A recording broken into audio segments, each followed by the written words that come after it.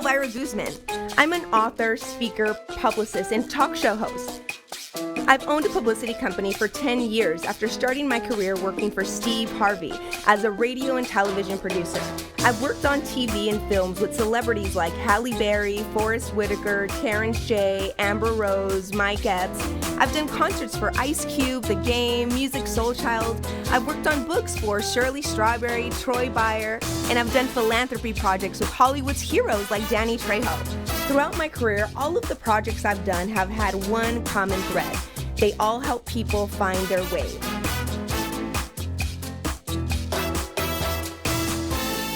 We're back, and I'm here with author, TV personality, and CEO Rosie Rivera. Most recently, she released her first book, My Broken Pieces. I'm honored to be sitting here with Rosie Rivera. Rosie, welcome to the show. Thank you, Elvira. It's great to be here. Congratulations on your book, everyone. Look how beautiful the cover is. Yes. And the full title is My Broken Pieces, Mending the Wounds from Sexual Abuse Through Faith, Family, and Love. What inspired you to write this book? Well, the fact that I wanted to help women and men and children come out of a place where I was. You know, I'll never forget where I come from in the sense of, well, my hood, but also emotionally where I was. And I can't leave people there. I feel like if I have found the solution, the answer, a treasure, I need to share it. My sister told me about 16 years ago, you should write a book, when I first told her I was sexually abused. And I said, you know, you're crazy. Like, I don't have a story to tell other than sadness and depression, and I haven't done anything with it. But in May of 2012, after being healed, after overcoming, after having some experience, I thought I have something to share now. And I told her, and she was so proud of me. And then she left December 2012, so I was never able to tell her. But now I know that if she could see this, and if she can, I'm not sure how it works, she'd be so proud that I finally spoke up. Absolutely. And I get chills when you're talking. I definitely feel her spirit here, and I'm so glad that she encouraged you to do that. I've definitely dealt with sexual abuse in my family. I wasn't affected, but my sister was, my cousins were, and it was someone in our family. So when I heard that you had the courage to write a book, I was like, oh my God, she has to be on my show, because a lot of times when that happens to you, you don't want anyone to know about it because you're ashamed and you feel like it's your fault. And I wanted you to come on the show so that you could help our viewers that have been sexually abused. Yeah, so definitely. What would you tell someone who has been abused but has never told anyone, and they don't love themselves anymore? What would be your advice to them? I completely understand you. If you're in that place in your life that you don't love yourself for whatever reason, it could be sexual abuse or verbal bullying. So many things affect us now, and the enemy uses so many things to try and rob you of your identity. And if you don't know who you are, how can you love who you are? And that's his main purpose. If you just forget your identity or who God is in your life, I felt the same way. So there is no judgment here. There is a friend that wants to reach out and help you get out. I mean, thank God I had my sister. She was that helping hand, and now I want to do that for you. And for that, I had to break my vow. My vow was, I am going to take this secret to the grave. I was 9 years old when I made that vow, and sometimes we make vows in dark places, but you grow out of it. And thank God I grew out of it, and I want to help you grow out of it. These situations don't define you. You are not forever labeled a victim of sexual abuse or domestic violence or bullying. You can have the power to change from being a victim to victorious. And by that, it's a long process, and just honor your process, but you're gonna get there. There's hope, because I've been through it all. And because I was a victim of sexual abuse, I really hated myself. I tried to commit suicide. I got addicted to drugs and alcohol. I was very promiscuous, anything that would just hurt me, because I thought I deserved it. But here I am in a whole different place of my life, and I know that you can be out of it too. You are a treasure. You are a deep, beautiful, buried treasure, but someone is going to take you out, and hopefully I can be a helping hand. Wow, that's so powerful. Can you share with us what were some of the steps that you took from going from broken to a victorious person that is now able to help others? What were some of those steps? I believe the first step was speaking up.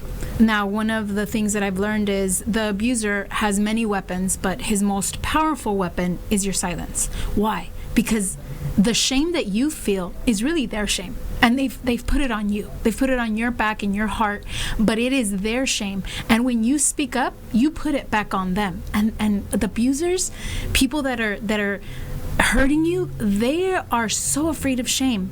So if you just speak up and tell anybody, I mean, even if it's a hotline, if it's you write it, I didn't have the power to even say it. I couldn't say the word sexual abuse, so I started with writing it, and no one read it but me.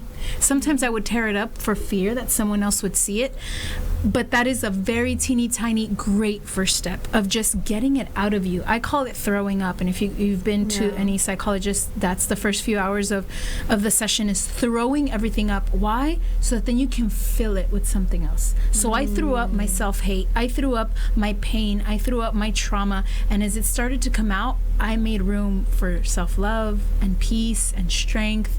And that was the first step. The other steps, it's a very long process, but it includes loving myself for who I really am, not pretending to be someone else, not this super kind, loving person. I'm not. I'm strong and I'm kind and I have a strong character, and I love all that about me now. And then another part of the process was forgiving my abuser, which is very difficult. And I know your mind just like blew up right now thinking that's impossible and it's not even reasonable. It's not logical and it's not emotional. It is a decision that you make, but it's for your own good. And I lived 18 years hating someone. I thought of him every single day. I saw him everywhere I went. I saw him in different people. I lived in fear and in anger. And now I'm free of that. Me forgiving him, although it is a long process, was worth it because now I'm free of the chains. Wow. Now, I heard you say that some of the effects of it were, drinking, drugs. My question to you is, how did not loving you affect you? Right. Not loving myself, or not knowing that I was loved by everyone, because I come from a very lovable family. If one thing we have, with all our drama and all our crazy, we're very lovable. We show a lot of affection. And even then, I thought I was unloved. And it's because sometimes you can't even receive the love when it's right in your face. And not loving myself made me feel very lonely and worthless.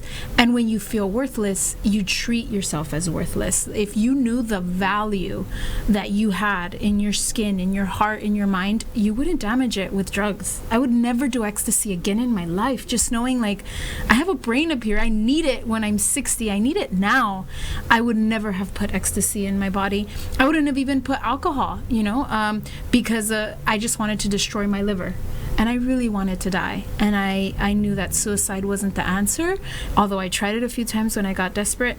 But I thought if I accidentally ruin my liver over a few years and I die, or if I accidentally overdose, or even being promiscuous and not using a condom and saying, hey, I'm going to get AIDS one day and I won't look like a suicide, but it's really a way of sabotaging your own life. And I know you've sabotaged your own relationships and you sabotage your job because you think you don't deserve it.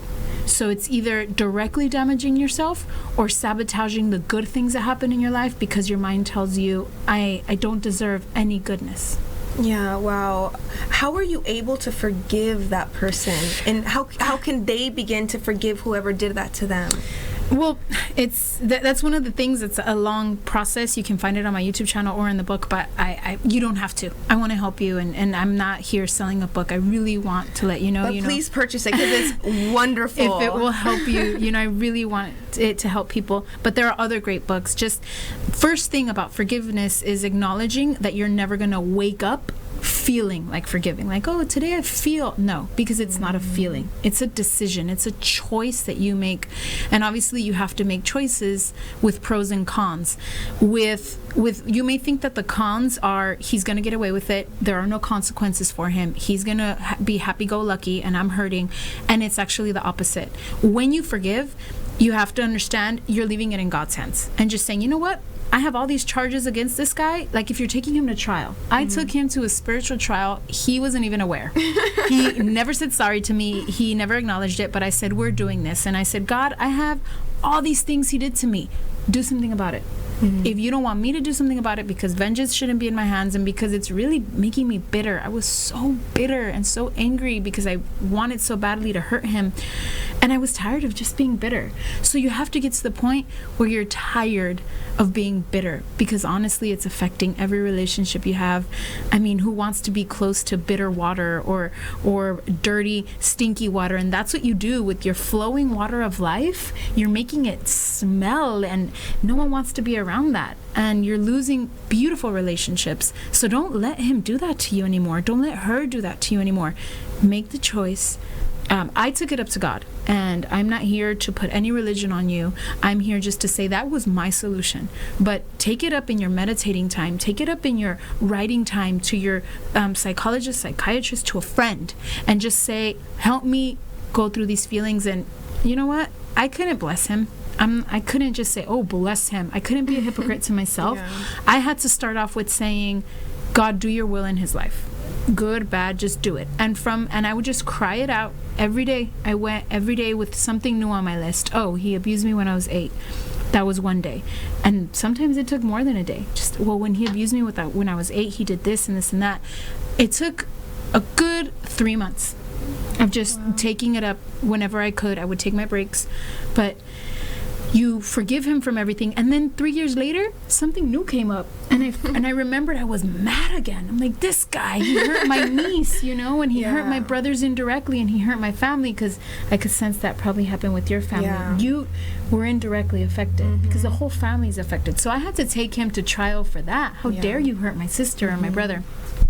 So it was a process, but once it was over, once I cried it all out, once I really dealt with it head on, and I was really honest with myself, I just finally was able to say, forgive him. He didn't know what he did. And now, he did know that sexual abuse was a sin and a crime. They do know that. But he didn't know the depth of the pain that he had caused me. And I had to forgive him for the direct sin and the indirect sin. So it's a process, but I commend you if you're even thinking about it, and if you're pondering it, it will really, really change your life. Let him go. God's going to deal with him. And for me, he has. He gave him 31 years with no possibility of parole a month after I stopped my process of forgiveness. Wow. He was a fugitive for 9 years. But once I just said, look, I'm going to go through this process. Once my process was over, God just handed to me, in my hand, here it is, and 31 years without possibility of parole. Wow. Well, congratulations on being able to forgive, because I know there's a lot of people that are still not there yet, and with your advice, they're going to definitely try. Yeah. When I posted on my social media that you were going to be here, I got so many questions. Would you mind if I read a few? No, go for it. All right, all right, here you go. So Sarah from New York says, I'm 28 years old, and I've never had the courage to tell my parents and that my grandfather sexually abused me growing up. I know how much my father loves his dad, and I don't want to disappoint him, but I also want to feel better. Do you have any advice? I believe you telling us is already a step. And it doesn't seem like it because we don't know you. But it is definitely a step. Across the country, you have found a sister in pain. I call ourselves, because only we understand ourselves. But we can also be sisters of healing when you get to that point and you're on your way. Good job for asking for help. Many people don't. So I can already see that you're a step in your process.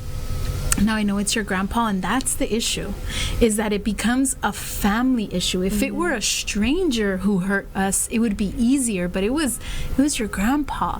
Now, I believe with time, you can tell your father. Maybe you can start with someone else, maybe a friend, maybe a cousin you really, really, really trust. It has to be someone you feel really safe with, and that will let you go through the process without spilling it before you. This is not a gossip, and this is no one else's story to tell but yours. So make sure you find someone you trust. Then start speaking to them about it. Start feeling your emotions and categorizing them and analyzing them, so then eventually you can tell your dad. But I do believe that you can tell him. Will it hurt him? Yes. Will it affect your family? Probably. But you didn't do this. It is not your fault. You did not break up your family. You will not break up your family. You can probably help your family deal with this because you've experienced it longer, and it's going to be a shock to them. everything that you've experienced in these last 20 years maybe, I'm assuming it started when you were 8, they're going to have to deal with it in 15 seconds. So even though you want help, you're also going to help them, but it'll go vice versa, and you'll really feel liberated. Like you won't understand. There will just be this weight off your shoulders. So it will be painful. It will be difficult. It might have some repercussions, but it doesn't outweigh the freedom you're going to feel. So please try to write it out, pray it out, talk to someone, and then eventually that person can help you tell your father. Yes, and our heart goes out to you. Paul from Texas says this: I was sexually abused when I was younger, and I would gain weight just so that my abuser would not find me attractive anymore. Now that I'm an adult, I can't lose weight, or maybe subconsciously I don't want to in fear someone will abuse me again. How do I get rid of those terrible thoughts so I can finally get the body I've always desired? Man, you got me, because it took me a lifetime to figure that out. So you are so wise, you are so intelligent, and you've already gotten to the root of the issue. Most of us are overweight because of a spiritual issue or an emotional issue, and you hit yours on the dot. I gained 50 pounds from the age of 12 to 13 for that exact reason. Because when you're growing up, there's some men that check you out on the street. I was 12 and I was so disgusted. So I said, they don't like chubby girls. And I started doing that. And then my whole life I was hurting because I was overweight. I thought, when you balance both out, I'd rather hurt for being overweight than being abused or someone wanting me. The thing is that you can break that fear by knowing that sexual abuse or rape is not a desire of you physically. It is a desire to overpower you. Sexual sin or sexual assault is about power. So even if you're chubby or skinny, young or old, if someone wants to have power over you, they'll try and abuse you. So you can get to losing that weight and be free, because now you're stronger. You're stronger here and you're stronger here, and your body. You can fight back now. Hit someone that tries to hurt you. It's self-defense. And but you can be free to say, you know what? I'm going to eat better. So you can live longer because you're loving yourself. Don't do it to be skinny. Don't do it to be beautiful. Don't do it to be handsome, because you love yourself. While loving yourself, everything is going to glow, whatever weight you're in. People are going to start notice you have a shine around you. They're going to want to be around you. And then you're going to love yourself more to work out, to take hikes maybe. And your life will be better as a whole, healthier, less stress and fear. And then you'll be happier whether you lose 10 pounds or 50. But I commend you for being smart and acknowledging the root. And now that you're at the root, your weight loss process will be easier. Wow, that's fantastic advice. And we hope everything goes good for you, Paul. And one last question. Jenna from LA says, my brother used to bully me growing up and would call me terrible names to pick at my flaws. Now that we're adults, he acts like it never happened and wonders why I don't want to be close with him. Should I tell him that I'm still hurt, or should I just let it go? I believe either way, we have to get to a point in our life where we let it go.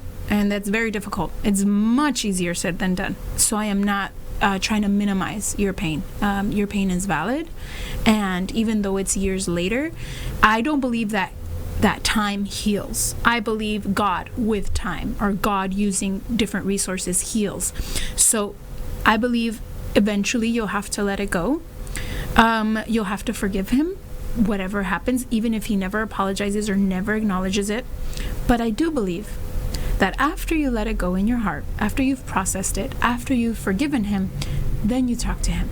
So whatever his reply is, he won't have the power to hurt you anymore. You can still love your brother, you can respect him and honor him, but you have loved yourself by being brave, by speaking up for yourself. Someone has to defend you, and you probably feel that no one defended you because he was your brother and he was older. Where was God? Where were my parents? But now you can defend yourself by speaking up for you. Whatever he answers, whether it's whatever, or get over it, or you're making this up, you could still love him through it. And it's not about him anymore, it's about you. And when you get to that point, you could just walk away feeling good that you have loved you. Now, there's also that chance that he can say, I'm sorry, let's mend this. And then that's just a double whammy. So I think go through the process of forgiving him first, and then you can tell him. And I pray that it goes well for you. Wow, that's great. And I can't believe we're out of time. I want you to be here every day so we can have these conversations. Let's do it. You're incredibly wise beyond your Thank years. you. I just can't believe we had the ability to have you here today. I know that you've healed a lot of our viewers today. So. Make sure you go out and purchase her book. It's amazing, and it will definitely help you. Rosie, thank you for being here today. Thank you so much. Thank you. Thank you. Don't go anywhere. We'll be right back after these messages.